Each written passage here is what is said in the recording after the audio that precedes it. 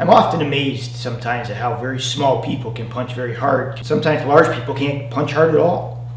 The reason for that is not so much size. A lot of the times that's technique. The problem people have when they punch linear, straight, is they have a lot of energy leaks. So when you throw an object, what happens is as you come up and you go to throw, this hip right here has to extend straight and through your target. If it comes down or it circles too early, what happens is the body starts to come out of alignment and it stops losing that linear energy and it gets mixed in with this circle and all the energy leaks out the side. Don't get me wrong, there has to be rotation at some point. Once you hit a point where you're fully extended, it has to rotate, but then continues to come straight. Well, punching is the same thing, it's just shorter, right? You don't need to take those long extended strides. So if I'm hitting straight, what happens is if I'm in a position such as this, I have to shift my weight from the back leg to the front leg.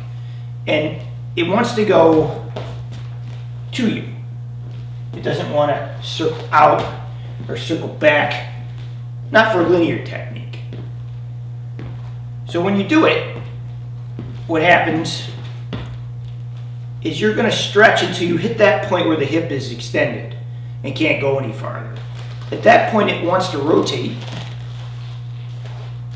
and when it rotates it then wants to come linear again. So when you're punching, it's here and then here. Where people make this mistake is they bring their hips in a circle. So they'll start out good, the energy will go this way, but then they'll turn their hips. And what happens is if you watch, like the energy leaks away from your punch. The true power in that is throwing your hip in that direction. So if I come like this and I punch, what I want is I want my hip to come forward like this. Like this hip has to come that way. Like that. It has to come to you. If it spins, it's not so good. Right? So the hip wants to come that way, not this way. This way, not that way.